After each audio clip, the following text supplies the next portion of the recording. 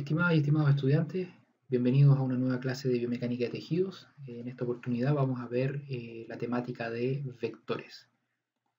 Los objetivos de esta clase van a ser definir primero magnitudes físicas fundamentales y derivadas. Vamos a diferenciar magnitudes escalares de vectoriales. Vamos a definir cada una de ellas y las vamos a diferenciar. Luego definir un vector y sus componentes. Posteriormente vamos a calcular los distintos componentes de un vector y finalmente vamos a ver algunos ejemplos de aplicación de vectores en biomecánica y en otras disciplinas de la kinesiología como son el ejercicio terapéutico y algunas técnicas, ¿sí? Técnicas de tratamiento. Ahora, definimos previamente lo que era una medida, ¿sí? En la cual una medida estaba compuesta de un número, de una unidad, de acuerdo al sistema internacional, y esta medida además también presentaba un nivel de precisión determinado estadísticamente. Luego, esta medida nos va, en términos de la biomecánica, lo vamos a representar o va a representar a una magnitud física. ¿Ya? Una magnitud física es cualquier parámetro que nosotros midamos a partir de un cuerpo, de una estructura, que en este caso va a ser el cuerpo humano. Estas magnitudes físicas pueden ser clasificadas en dos tipos. ¿Ya? Pueden ser clasificadas como fundamentales o básicas y pueden ser clasificadas también como derivadas. Las diferencias entre estas dos básicamente pasa porque las derivadas corresponden a una interacción entre dos o más magnitudes físicas básicas. Entonces, como básicas tenemos, por ejemplo, el tiempo, por ejemplo, la posición. En las derivadas ya tenemos una interacción de distintas magnitudes básicas, como lo son, por ejemplo, en el caso de la fuerza, la masa con la aceleración, en la aceleración la velocidad, metros por segundo, en el tiempo, segundos, y el desplazamiento que corresponde a la diferencia entre posiciones, ¿ya? Entonces una diferencia de metros. Son magnitudes derivadas. Otro sistema de clasificación de estas magnitudes físicas corresponden a su calidad, ¿cierto?, de escalar o vectorial, características, perdón, escalar o vectorial. Desde esta perspectiva, estas magnitudes físicas pueden ser clasificadas como escalares si es que este parámetro al cual estamos analizando es explicado mediante solamente la expresión de su magnitud o de su módulo. Las vectoriales, que además de presentar el módulo, además presentan una dirección y un sentido. Profundizando un poco más en lo que es la magnitud vectorial, ¿ya? Tenemos que la magnitud vectorial, ¿sí? La magnitud física vectorial puede ser representada mediante un vector, ¿sí? El cual presenta primero un punto de aplicación, que está ubicado aquí en el inicio, y desde este inicio, voy a colocar un puntero para que se vea mejor, aquí, y desde este inicio, entonces se proyecta un vector en cuyo término se presenta una flechita que va a corresponder a un sentido, ¿sí? Entonces, la longitud, ¿sí?, el largo que tenga esta línea va a corresponder a la magnitud de ese vector. Luego, este vector al mismo tiempo, si lo proyectamos en un eje de coordenadas, junto con la horizontal va a formar un ángulo, ya que en este caso está en radianes. Ya vimos ya que de acuerdo al sistema internacional, si nosotros quisiéramos hacer alguna operación, ¿sí?, con este vector, deberíamos hacer una transformación de estos radianes a grados sexagesimales. Finalmente, para recapitular, la dirección corresponde al ángulo que forma este vector con la horizontal. Y luego tenemos una línea de acción, ¿sí?, que está dada por este sentido, ¿ya? Es la flechita que está colocada aquí al final, que corresponde a la línea de acción de este vector. Luego, si nos recordamos de nuestro eje de coordenadas, ya tenemos un vector que desde el origen de este sistema de coordenadas, x, y, es decir, 0, 0, se proyecta, ¿sí?, en este sentido el vector p. Luego, este vector p tiene una dirección que va a estar dada por el ángulo θ, que es el que forma con la horizontal, es decir, con x, que hablamos previamente, si lo estamos solamente proyectando en un eje de coordenadas. Luego este punto que está ubicado acá va a tener una coordenada en X y también una coordenada en Y. ¿Sí? Que en este caso, para diferenciarlos de la X que está aquí en este eje de coordenadas, le vamos a colocar X', y para diferenciarlo del eje Y le vamos a colocar Y'. Por lo tanto, las coordenadas de este vector van a corresponder a X', Y'. Luego, para este caso, en el cual tenemos el cálculo del triángulo rectángulo, tenemos algunos elementos del triángulo rectángulo que mencionamos anteriormente, pero le vamos a colocar un nombre ahora. Entonces, desde aquí el ángulo de 90 grados, este es el ángulo θ que nosotros teníamos originalmente, tenemos un lado que corresponde a la hipotenusa, un lado que corresponde al cateto opuesto y otro lado que corresponde al cateto adyacente. ¿Cómo identificarlos? Vamos a tener un ángulo, vamos a tener siempre un lado que va a tener, que entre ellos dos van a formar un ángulo de 90 grados. Eso es lo que define un triángulo rectángulo. Entonces, desde este ángulo, siempre el cateto que se proyecte hacia ese ángulo, es decir, que esté enfrente de este ángulo, va a corresponder al cateto opuesto. Aquel cateto que se encuentra al lado opuesto al ángulo recto va a corresponder a la hipotenusa, que también coincide con que siempre es el lado del triángulo rectángulo que tiene mayor longitud, es decir, va a corresponder al módulo del vector, si nos recordamos a la imagen anterior. Y finalmente, el último lado de este triángulo va a corresponder al cateto adyacente, ¿sí? Que va a ser el lado que va a estar justo al costado del ángulo que se da, siempre y cuando no sea la hipotenusa, porque también la hipotenusa está al costado de este, ¿sí? Entonces, como ya tenemos identificada la hipotenusa, que es el que está opuesto o que está justo enfrente del ángulo de 90, naturalmente el cateto adyacente va a ser el que esté al otro lado. Estos lados del triángulo, ¿sí?, están denotados por una, no confundirse con esta A, que esta A es la denominación de la figura, que está aquí, ¿ya? Cada lado, en este caso el cateto adyacente, está dado por una magnitud, ¿sí?, un tamaño que es A, el cateto opuesto por una magnitud que es B, y el cateto C por una, perdón, y la hipotenusa, que en este caso C, está dada por la magnitud, como les decía, C.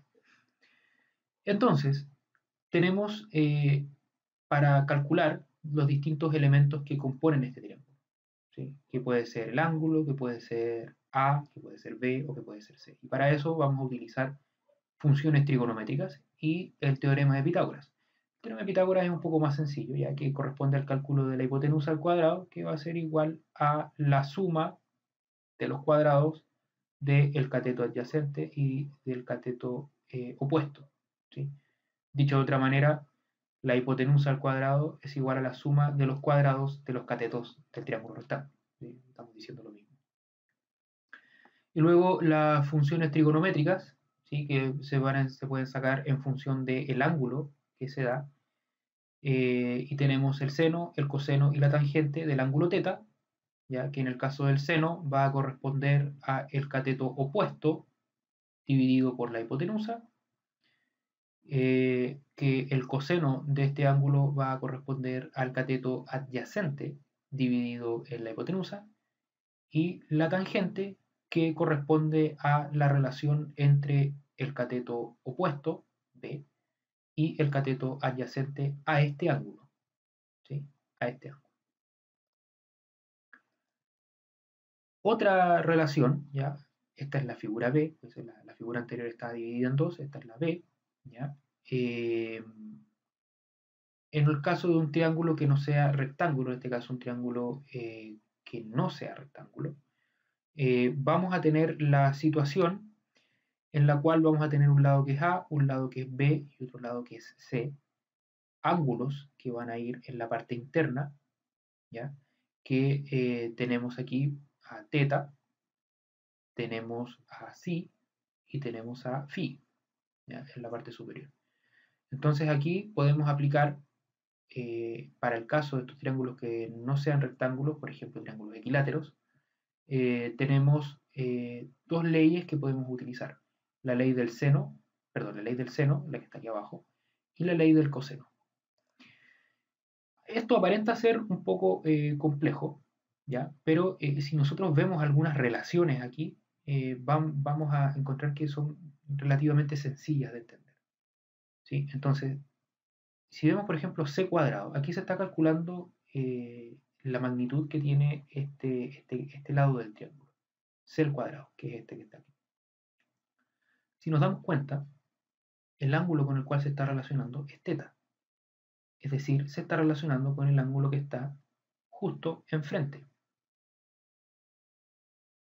De tal modo de que la ley del coseno se culmina hablando de el cuadrado de un cateto más el cuadrado del otro cateto, del otro lado, perdón, menos dos veces la multiplicación de este lado por el coseno, ya que estamos hablando de la ley del coseno, de este ángulo para calcular el lado C. Para que vean otro ejemplo, por ejemplo, si es que nosotros queremos calcular aquí el b cuadrado, o sea, si queremos calcular la magnitud de este lado del triángulo, podríamos colocar b cuadrado. En vez de c cuadrado, colocamos b cuadrado. De esa forma, lo que tendríamos que relacionar acá sería, si queremos calcular esto, sería a cuadrado más c cuadrado menos dos veces a por c por el coseno, y en este caso del ángulo psi, porque es el que está enfrente de b, nos daría b al cuadrado. Entonces siempre tienen que fijarse en este elemento y en este elemento que está aquí. ¿Cuáles son los ángulos y cuál es el lado que se está calculando? Y de forma natural podrían calcular cualquier parte de este triángulo. Y luego la ley del seno, mucho más sencilla, ¿ya? Es una razón de equivalencias. ¿Qué quiere decir eso? Que B, el lado B, es al seno de psi, nuevamente los ángulos que son contrarios, opuestos, es igual a A al seno de phi, y es igual a C como es al seno de teta. Si por ejemplo nosotros quisiéramos calcular A y nos dan B, este ángulo y este ángulo, nosotros podríamos quedarnos con este lado de la equivalencia para calcular A. Si nos dan C y nosotros queremos calcular B, y nos dan este ángulo y el ángulo teta, podemos relacionar esta parte de la fórmula, de la ley, con esta ley, con el otro lado de la ley, para poder calcular el cateto. ¿Sí? Vamos a ver alguna guía de ejercicios para ir potenciando esta parte. ¿Por qué es importante esto? Porque nosotros nos vamos a enfrentar a distintas situaciones en las cuales los vectores se van a presentar. Recuerden que vimos algunas clasificaciones de vectores que van a estar orientados en distintas direcciones y no siempre va a ser posible ubicarlos en un sistema de coordenadas y van a tener que ser evaluados de esta forma. Entonces, cuando nosotros queremos hacer algunas operaciones con vectores, es decir, álgebra de vectores, tenemos tres casos para poder identificar un vector resultante u obtener algunas componentes o algunos elementos que serían de interés del vector. Recordemos que los elementos eran dirección, magnitud y sentido. Entonces, para el álgebra de vectores tenemos tres casos. Tenemos un caso que se puede hacer a través de un sistema gráfico, un sistema polar y con un sistema de componentes. ¿Ya? Entonces, partiendo con la gráfica de vectores, ¿ya? Tenemos dos vectores aquí, que es A y el vector B. El vector A forma un ángulo con la horizontal de θ y B forma un ángulo con la horizontal que es phi. A tiene un módulo de 5 newtons, B tiene un módulo de 2.8 newtons, θ es de 37 grados, este ángulo que está aquí, 37 grados, y phi forma un ángulo de 45 grados. Entonces, ¿qué es lo que se solicita aquí? Encontrar un vector resultante, en este caso es C, ¿ya? Mediante el álgebra gráfica. Entonces, el álgebra gráfica es el método más sencillo para poder encontrar un vector resultante. Entonces, para hacer esta álgebra gráfica, nosotros vamos a considerar primero el vector A. ¿Ya?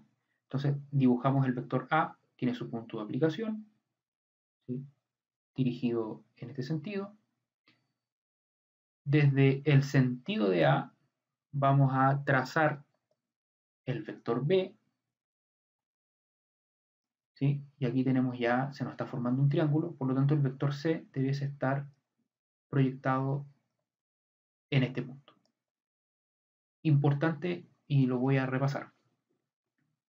El punto de aplicación de A se proyecta el vector desde el punto de aplicación A hasta su sentido. Desde su sentido, el punto de aplicación del vector B. Por lo tanto, el vector C va a comprender o va a estar proyectado desde el punto de aplicación de A hasta el sentido de B. ¿Ya? Esa es la forma gráfica de obtener un vector resultante. Ahora, ya que encontramos el vector resultante, nos interesa ahora calcular mediante el método polar, ¿sí? Su magnitud y su dirección. Es decir, cuánto es el módulo de este vector y cuál es el ángulo que forma con la horizontal. Entonces, para ese caso, ¿sí? Recordemos un poco cómo eran los vectores A y B originalmente, ¿sí? Que tenían un ángulo θ y tenían un ángulo φ. ¿Por qué? Porque si nosotros proyectamos aquí, quizás lo que deberíamos utilizar es una ley del seno o una ley del coseno, ¿sí? Dependiendo de cuáles son los elementos que se nos estén dando. ¿Sí? Entonces, si recordamos la disposición original ya de estos vectores, ya podemos proyectar este eje, que es el horizontal, al igual que en los ángulos, en el extremo del sentido de los vectores. ¿Ya? De esta forma. Tenemos esta forma, ¿cierto? El vector A con su ángulo θ y el vector B con su ángulo φ. Entonces, esta línea horizontal es la misma que está en la parte superior. Por lo tanto, este ángulo θ que está en esta parte interna es el mismo que está en esta parte interna formándose en la parte superior. Y en el vector B, ¿sí? Ocurre naturalmente lo mismo, ¿sí? Con esta línea recta, la horizontal, y el ángulo φ aparece en esta posición. Ahora, si lo aplicamos a nuestro triángulo, ¿sí? A, B y C, podemos proyectar nuestra horizontal en esta parte, ¿sí? Y aquí encontramos que el ángulo θ se forma en esta posición y el ángulo φ en esta posición. Recordar también de que el ángulo θ se puede proyectar en esta posición con la horizontal, recordamos que es A, y finalmente la dirección de C, vamos a hablar de la dirección de C, estaría dada por la suma de este ángulo con este ángulo, de tal modo de que forme este ángulo completo con la horizontal. ¿Sí? Ahora, vamos a recalcar, ¿cierto?, que la dirección de C va a estar dada por la suma de este ángulo más este ángulo, ¿ya? Y vamos a utilizar, ¿ya? Con la ley del coseno, vamos a utilizar la ley del coseno para calcular, ¿cierto?, este ángulo, porque queda por dentro, si ustedes se fijan, queda por dentro. Y el módulo de este vector C lo vamos a calcular con la ley del seno. Entonces, primero la ley del coseno. La ley del coseno. Pongamos atención acá. Esto que está presentado en la primera línea corresponde a la ley del coseno en general. en la cual tenemos que el lado c al cuadrado va a ser igual a la suma del cuadrado de otro lado más el cuadrado del otro lado, menos 2 veces la multiplicación de un lado, del mismo lado por el otro lado, por el coseno de algún ángulo. ¿Sí? Recordar que este ángulo era el opuesto al ángulo, al lado por el cual nosotros estamos calculando. De tal modo que si lo proyectamos, si proyectamos esta ley a nuestro triángulo, nos vamos a encontrar con que c al cuadrado, este lado, c al cuadrado, va a ser igual a la suma del cuadrado de a más la suma del cuadrado de b, menos 2 veces a por b por el coseno de un ángulo que está contrario a c. Y el ángulo contrario a este vector c corresponde a este ángulo que está aquí, que en el fondo es la suma entre teta y phi. Teta y phi. Entonces, numéricamente nos quedaría que c al cuadrado es igual a 5 al cuadrado, ya que 5 es el módulo de a, más 2.8 al cuadrado, que es el módulo de b, menos 2 veces la multiplicación de 5 por 2.8, que corresponden a los módulos de ambos vectores, por el coseno de un ángulo, del ángulo phi, que es 45, más 37.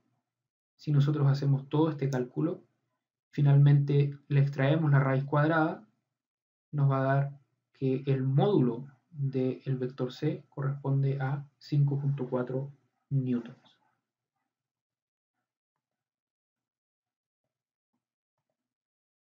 Luego, ¿qué es lo que nos queda por calcular? Es el ángulo de este vector, que es la dirección, es decir, el ángulo que forma con la horizontal, ¿ya? Y para esto vamos a utilizar la ley del seno. Entonces teníamos la equivalencia, ¿se acuerdan de la ley del seno? Que era b es al seno de psi, igual a A, como A es al seno de phi, como C es al seno de teta. Entonces en este caso vamos a utilizar esta ecuación y esta ecuación. Entonces vamos a decir que b es al seno del ángulo que va por interno al triángulo, ¿sí? Porque es el ángulo que está contrario a él, igual a c, que va a ser igual al seno del ángulo que está contrario a él. En este caso sería teta más phi. Entonces 2.8, que es el módulo de b, es al seno de nuestra incógnita, de nuestro ángulo que queremos calcular, y 5,4, que es el módulo de c, que ya lo calculamos previamente, es al seno de 82, que resulta de la suma de 37 grados más 45 grados. Resolvemos esto, ya despejamos nuestra incógnita, seno de este ángulo es igual a seno de 82 por 2.8 partido en 5.4, luego nos da este valor, pasamos el seno hacia el lado derecho como seno a la menos 1, y nos da finalmente que el ángulo que estamos calculando es de 31. Tenemos un nuevo dato entonces que corresponde al ángulo interno del triángulo, que vale 31. Ahora, la dirección finalmente de este vector va a estar dada de esta forma, ¿sí? Por lo tanto, el ángulo de C con la horizontal, es decir, su dirección, va a ser la suma de este ángulo más teta, 31 más 37, es de 68 grados. Entonces ahí tenemos ya calculada la dirección y el módulo del vector resultante C entre los vectores A y B mediante los métodos geométricos y polares. Ahora, nos queda ver cuál es el formato o ¿cierto? el álgebra de vectores mediante sus componentes. Y mediante sus componentes nosotros podemos calcularlo de la siguiente manera. Primero tenemos que recordar nuestras imágenes iniciales, ya que correspondían a un vector que tenía componentes en X, una componente en Y, que formaba un ángulo con la horizontal, ¿sí? Tenía un módulo P y sus coordenadas eran x', y'. Lo otro que tenemos que recordar son nuestras fórmulas del triángulo rectángulo, ¿sí? Que teníamos algunas funciones trigonométricas que podían relacionar sus catetos y otras que podían relacionar la hipotenusa. ¿Sí? Entonces, recordando eso, ¿sí? Tenemos nuestra imagen inicial. Dijimos también de que este vector tenía una proyección aquí en x, por lo tanto, desde su punto de aplicación hasta el valor que tiene en x, vamos a hablar de p de x, es decir, la coordenada del vector p en x, es decir, la componente del vector p en x. De la misma forma, vamos a tener la coordenada del vector p en y, que al mismo tiempo es la misma que está en este sector. Entonces, tenemos nuestro vector resultante con una hipotenusa, un cateto opuesto a este ángulo y un cateto adyacente a este ángulo. El cateto opuesto a este ángulo será la componente en y, el cateto adyacente a este ángulo será la componente en x y la hipotenusa corresponderá al módulo del vector, que es p. Entonces vamos a recordar también los ejemplos que teníamos, ¿sí? Teníamos un vector A, un vector B y un vector C. En este caso A va a tener un ángulo θ que forma con la horizontal, Φ es el ángulo que forma B con la horizontal, y tenemos C que va a tener un ángulo alfa que es el que va a formar con la horizontal. Tenemos aquí algunos valores, ¿sí? El módulo de A 5 newtons, B 2.8, C 5.4 newtons, θ 37 grados, Φ 45 grados, el ángulo que está acá arriba, y alfa 68 grados, que fue lo que calculamos previamente. Entonces, con esos valores y con estos vectores que tenemos acá, vamos a representar cada vector como un triángulo rectángulo y vamos a calcular según se nos solicite. Recordar que la línea recta, o sea, el ángulo recto se forma desde la proyección desde el sentido del vector hacia la horizontal. Entonces aquí vamos a tener nuestro primer vector, ¿ya? Y de este vector nosotros vamos a solicitarle que calculen la componente de A en Y y la componente de A en X. Del vector B, ¿sí? Recordar estos son los valores. Del vector B vamos a tener la coordenada, perdón, la componente en X y la componente en Y, que corresponden a menos 2 newton y en la componente en Y que vale 2 newton. Y se les va a solicitar calcular el módulo de este vector. Y para este caso, lo que vamos a hacer, bueno, es la proyección. Tenemos nuestras componentes. La componente va a ser 2 newton, la componente en X. La componente en Y va a ser 5 newtons. Y se nos va a solicitar calcular cuál es el valor del ángulo con estos valores. ¿Ya? Vamos con el primer caso. Tenemos A y se nos está pidiendo calcular las componentes. Nos dan la hipotenusa, es decir, el valor del módulo del vector, y nos dan el ángulo. Por lo tanto, si nos recordamos de nuestras funciones trigonométricas, podríamos utilizar alguna de estas, ¿no? Entonces, primero vamos a utilizar el seno de θ, de este ángulo, que relaciona el cateto opuesto con el cateto adyacente. Perdón, el cateto opuesto con la hipotenusa, ¿sí? Entonces, tenemos nuestro ángulo, ¿sí? Tenemos nuestra incógnita, que corresponde al cateto opuesto, y tenemos nuestro módulo, que corresponde a 5 newtons.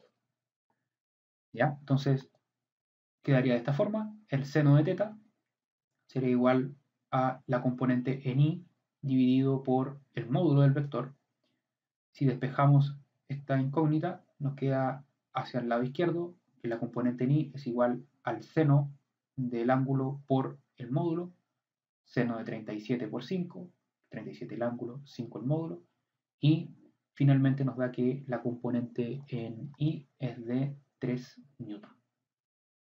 Entonces ahí tenemos calculada esa componente. Ahora, para calcular la adyacente, ¿sí? La componente x, que corresponde al componente de A en x, que corresponde al cateto adyacente, podemos utilizar el coseno, ¿sí? Ya que tenemos el coseno, tenemos el ángulo, tenemos la hipotenusa y nos faltaría por calcular esto. De la misma forma en la cual lo hicimos aquí arriba, podemos presentar primero nuestro sistema. Tenemos el coseno de teta, que va a ser igual a la componente en x dividida en la componente, perdón, en la hipotenusa. La componente x va a ser igual al coseno de teta por el módulo del vector, nuevamente 37, porque es el ángulo que estamos considerando, por el módulo del vector, y nos da que la componente en x, ¿sí? Aquí debiese ser x, es igual a 4 newton. Y ahí tenemos ya solucionado este problema. Para nuestro segundo triángulo, ya nos daban estas componentes, menos 2 y 2 newton respectivamente para x e y nos solicitaban calcular b. Ojo que como dato no nos daban el ángulo phi. Entonces, nuevamente, recordando las funciones trigonométricas, b, ¿cuál sería una forma sencilla de poder obtenerlo? Ojo que vuelvo a recalcar que no tenemos este ángulo. Si decidieron utilizar el teorema de Pitágoras, están en lo correcto, ¿ya? Dado que si presentamos el teorema de Pitágoras, tenemos que a cuadrado más b al cuadrado es igual a c al cuadrado, la componente en x al cuadrado, la componente de y al cuadrado igual a b cuadrado, menos 2 al cuadrado, más 2 al cuadrado, b cuadrado es igual a 8, sacamos raíz cuadrada y nos da que la hipotenusa, ¿sí?, de este triángulo o el módulo del vector que nosotros estamos intentando calcular corresponde a 2,8 newtons. Entonces tenemos nuestro segundo ejercicio resuelto. Ahora, para nuestro tercer caso, ¿sí?, nos dan las componentes en x, que es 2 newton, la componente en y, que es 5 newton, y nos están pidiendo calcular alfa, ¿sí? Recordamos nuevamente nuestras fórmulas, ¿sí? Vemos cuál es la que nos acomoda más, ¿sí? Nos están pidiendo calcular este ángulo, con cuál podríamos relacionarlo, ¿sí? No nos dan el módulo, ojo, nos dan solamente las componentes, ¿sí? De tal modo que quizás la forma más óptima de poder calcular este ángulo sea mediante la tangente, ¿sí? Entonces tenemos que la tangente de alfa va a ser igual a la relación que existe entre el cateto opuesto, en este caso es la componente en y, dividido en la componente x, que vendría siendo la representante del cateto adyacente. Tangente de alfa es igual a 5 medios, alfa es igual a la tangente a la menos 1 de 5 medios al pasar tangente hacia el otro lado de la ecuación, y nos da que el ángulo que se solicita es de 68 grados. Entonces aquí ya tenemos nuestros vectores ya solucionados, cada una de las preguntas que se nos pedían. Ahora, los vectores también pueden ser clasificados de distintas formas, ¿ya?, de acuerdo a cuál es el comportamiento de su dirección, magnitud y sentido, ¿ya? En tal caso tenemos un tipo de vector que se denomina vector colineal, ya que son aquellos que comparten la misma línea de acción, es decir, comparten la misma dirección. Por ejemplo, si consideramos los músculos flexores de codo, en específico el bíceps braquial y el braquial, si bien tienen inserciones distintas, comparten una misma línea de acción al momento de movilizar el antebrazo en torno al brazo, en torno al eje que le ofrece la articulación de codo, por lo tanto comparten una misma línea de acción. Otro tipo de vectores son los vectores concurrentes, ¿ya?, cuyas líneas de acción convergen hacia un punto. Como ejemplo tenemos aquí, por ejemplo, la patela, ¿sí? Que por la parte anterior de la patela discurre el tendón del cuádriceps y en este tendón del cuádriceps está, bueno, el cuádriceps está formado por 4 vientres musculares, un vasto lateral, un vasto medial y 2 vastos que van por el sector más central, corresponde al recto femoral y al vasto intermedio. Entonces, el vasto lateral tracciona la patela más desde lateral, el vasto medial la tracciona más desde medial, el recto femoral la tracciona más hacia superior, al igual que el vasto intermedio. Por lo tanto, claro, los cuatro vientres musculares convergen hacia la patela y pueden traccionarla en distintas direcciones, pero convergen hacia un mismo punto. Luego tenemos vectores coplanares, ¿ya? Que son vectores que pueden tener distinta dirección, pueden tener distinto sentido, ¿ya? Distinta magnitud. Sin embargo, si analizamos la imagen, eh, todos estos vectores, presentan o se presentan en un solo plano. Entonces, por ejemplo, aquí podríamos considerar todos los vectores de las fuerzas musculares generadas por los músculos abductores, por ejemplo, a nivel de hombro, el deltoides, por ejemplo, y el glúteo medio en cadera. Si bien son distantes, cada uno tiene su sentido, cada uno tiene su dirección, cada uno tiene su módulo, los dos músculos actúan en un mismo plano, que es el plano coronal. Ahí tenemos un ejemplo de vectores coplanares. Vectores iguales, ya que son aquellos que tienen el mismo módulo, la misma dirección y el mismo sentido. Es más difícil encontrar ejemplos de esto en el cuerpo, pero tenemos, por ejemplo, los músculos exopélvicos, rotadores externos de cadera. Si nosotros retiramos los músculos glúteos, en la profundidad nos vamos a encontrar con músculos exopélvicos que son todos rotadores externos de cadera. Por ejemplo, el gémino superior, el gémino inferior, el obturador interno, el obturador externo, ¿ya? El cuadrado femoral. Todos músculos que no comparten una convergencia, ¿sí? Pero sí presentan módulos, dirección y sentidos similares al momento de realizar el movimiento de rotación externa de la cadera. Y luego tenemos vectores opuestos, ¿ya? Que son aquellos que tienen el mismo módulo y tienen misma dirección, pero tienen sentidos contrarios, ¿ya? Aquí, por ejemplo, tenemos los músculos de tobillo. Vamos a tomar como ejemplo el músculo tibial anterior y el sóleo. ¿Sí? El músculo tibial anterior, flexor de tobillo, y el sóleo como extensor. Entonces, ellos tienen módulos similares, tienen direcciones similares, sin embargo, sus sentidos son distintos, ¿ya? Haciendo a uno, por ejemplo, el tibial anterior flexor, ya que tracciona en un sentido, y el sóleo en otro sentido. Y por eso que a él lo hace extensor. Aquí tenemos algunos ejemplos de aplicaciones de los vectores, ¿sí? En el cuerpo humano en distintas áreas. ¿Ya? Por ejemplo, hablando de biomecánica de tejidos, en anatomía pudimos ver en algunos casos algunos cortes coronales de algún hueso largo, por ejemplo. Y en la parte interna vimos cómo la configuración de las trabéculas óseas era más densa en algunos sentidos, ¿sí? Y tendían como incluso a organizarse en cúmulos más cercanos aquí en las epífisis. Si nosotros hiciéramos un esquema de estas líneas, veríamos una especie de entramado de red de esta forma, que corresponde a las líneas de fuerza. Es decir, ¿qué es lo que hace? Aquí está la articulación de rodilla, obviamente, si se pudieran dar cuenta. Eh, entonces, ¿qué es lo que permiten estas líneas de fuerza? Estas líneas de fuerza lo que permiten es disipar las cargas o todas las distintas fuerzas que se pueden generar a nivel de las superficies articulares de la rodilla, la disipan.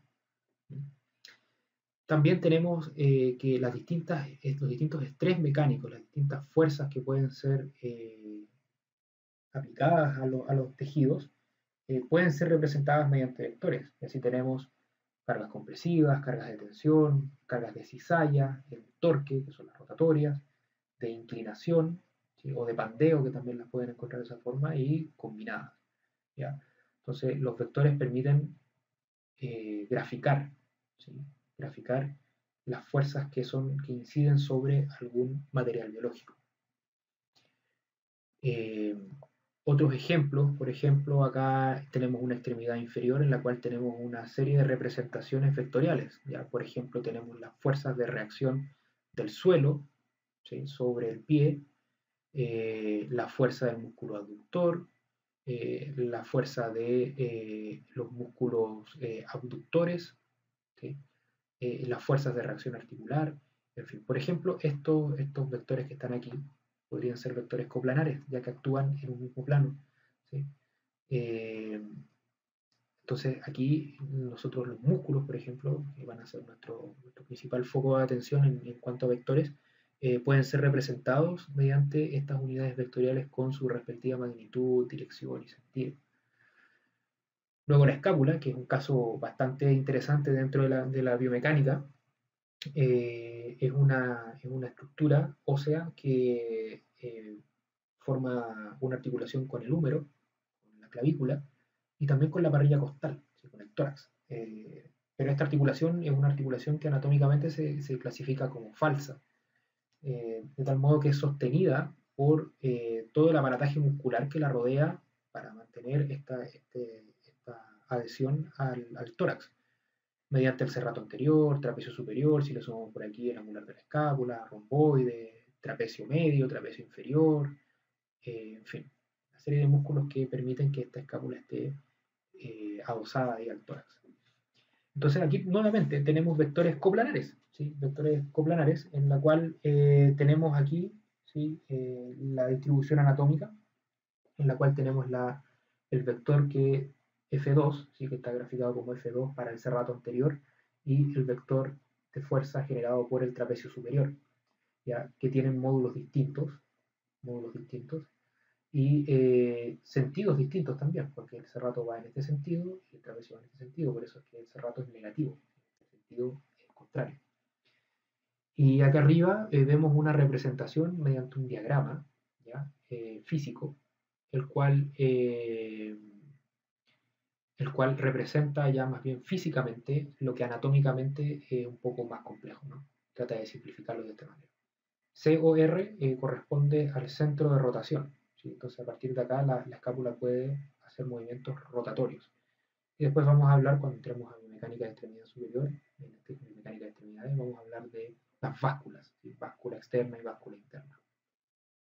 Este sistema en el cual hay una fuerza ejercida por músculos contrarios, desde el punto de vista biomecánico se denomina coplas de fuerza, ¿ya? Luego aquí hay un estudio, ¿sí?, de unos investigadores que hicieron un análisis electromiográfico, ¿ya?, de 3 músculos que rodean la articulación de hombro durante la ejecución de un ejercicio de chest press, ¿ya?, que es el press de pecho, press de banca.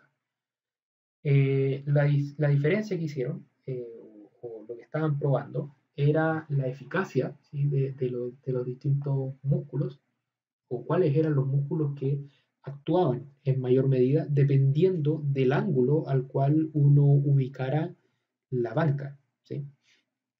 Entonces uno podía, desde el punto de vista del entrenamiento y quizás también desde el punto de vista terapéutico, orientar hacia algún músculo en específico su intervención. Entonces ellos probaron distintas cargas en distintos ángulos, ¿ya? Entonces, 0 grados, o sea, sin inclinación, con 28, 44 y 56 grados de inclinación. Y comprobaron, ¿cierto? Le solicitaron a los sujetos que realizaran una RM, o sea, la repetición máxima, y levantaron un peso equivalente al 70% de su repetición máxima, ¿ya? La repetición máxima es el máximo peso que son capaces de levantar en una repetición, ¿sí? El máximo peso capaz de levantar en una repetición. Y bueno, este parámetro es ampliamente utilizado en el entrenamiento y también en el entrenamiento hipertrófico, ¿ya? Y en el entrenamiento en ejercicio terapéutico también, para estimar las cargas del ejercicio que se debe hacer. Entonces ellos llegaron, si ustedes se fijan aquí, de una medida, ¿ya?, con su nivel de dispersión, ¿ya? su unidad de medida está aquí, está en kilogramos para el caso de la fuerza y aquí en grados para la inclinación de la banca. Y se dieron cuenta de que decretan algunas aplicaciones prácticas. Si ustedes quieren leer el estudio en extenso, lo pueden solicitar, está libre, lo podemos compartir, en la cual específicamente, ya, aquí destaco lo más relevante, es que realizando el ejercicio de press banca en la posición horizontal, es decir, a 0 grados, eh, activa óptimamente toda la musculatura del pecho, es decir, todo el pectoral mayor es activado con una inclinación 0, ¿ya? Perdón, en una inclinación de 44 grados. Se activa todo el vientre muscular, las porciones claviculares, esternales y esternocostales, ¿sí?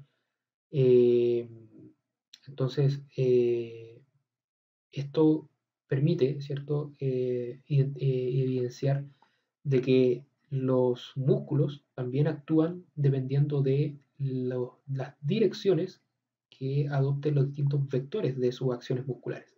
¿Ya? Entonces, si nosotros modificamos el ambiente externo y el ambiente interno también del músculo, es decir, trabajar a una cierta posición articular, vamos a ver beneficios o también no beneficios en algunos vientres musculares. Aquí otra aplicación de los vectores en cuanto a las técnicas manuales, ¿ya? Este es un estudio de Martínez y Galán del Río, en el cual probaron una técnica, ¿ya? Una técnica de liberación de la fascia, un tejido que vamos a hablar más adelante, en la cual primero se aplica un vector compresivo para ubicar la primera resistencia, se aplica un primer vector compresivo más rotación y luego se inclina aumentando la dirección de este vector para liberar energía elástica y lograr una reorganización tisular. Es decir, bueno, y esto lo hicieron a través de un estudio sonoelastográfico, es decir, midieron cuál fue la respuesta del tejido mediante una ecografía un poco más avanzada. Y la verdad es que, bueno, el objetivo era medir el efecto de esta técnica, pero ellos al mismo tiempo lo describían. La descripción, si ustedes se dan cuenta, es en base a vectores, ¿sí? El tipo de vector que se está utilizando, que en este caso es un vector rotatorio, perdón, que después existe una inclinación en la cual se modifica la dirección de ese vector, en fin. ¿Sí? Las técnicas manuales también ofrecen esa ventaja. Si vemos otros ejemplos, por ejemplo, las técnicas manuales, también vemos acá la liberación del esternocleidomastoideo, ¿sí? Con vectores contrapuestos, ¿sí? Un vector apunta en un sentido y otro vector apunta en otro sentido, teniendo efectos de relajación sobre este músculo, y también una técnica manual bastante interesante que es la distracción cervical, en la cual se logra aumentar el espacio en las articulaciones de la columna cervical, que también puede ser representada mediante vectores, es decir, hay una tracción por parte de las dos extremidades superiores hacia el cuerpo del terapeuta en este caso, y una pequeña presión, ¿sí? Un módulo menor, si ustedes se fijan, estos módulos son menores que los módulos de los vectores que están traccionando, para poder darle estabilidad a la cabeza al momento de ejecutar la técnica. Entonces, como aspectos claves de esta clase, podemos destacar que las magnitudes físicas pueden ser escalares o vectoriales. Recordar que las escalares pueden ser representadas mediante su módulo y las vectoriales, además del módulo, una dirección y un sentido. ¿Ya? Que las magnitudes físicas vectoriales tienen 4 componentes: el punto de aplicación, el módulo, dado por la longitud, la dirección, que está dada por el ángulo que forma con la horizontal, y el sentido, que es la línea de acción de este vector. Luego, en el cuerpo humano interactúan distintos tipos de vectores, ¿ya? Recordar la diapositiva de los tipos de vectores, colineales, coplanares, en fin. Por lo que si se desea conocer un comportamiento resultante, se debe hacer a través de un vector resultante. Entonces ahí teníamos el álgebra polar, geométrica o a través de los componentes. ¿Sí? Y finalmente, conociendo los componentes de un vector y sus distintas interacciones, podemos definir las fuerzas que son resultantes en los músculos, ¿ya? la interacción con las fuerzas internas o externas al cuerpo e intervenir el cuerpo humano con variados ejercicios terapéuticos o técnicas manuales de acuerdo a los objetivos específicos de nuestro tratamiento kinésico. ¿Sí? Recordemos ahí las distintas aplicaciones que tenían, por ejemplo, en el ejercicio de pectoral y las distintas descripciones que se pueden hacer de las técnicas manuales. Eso por hoy, estimados y estimadas, que estén muy bien y nos vemos en una próxima clase.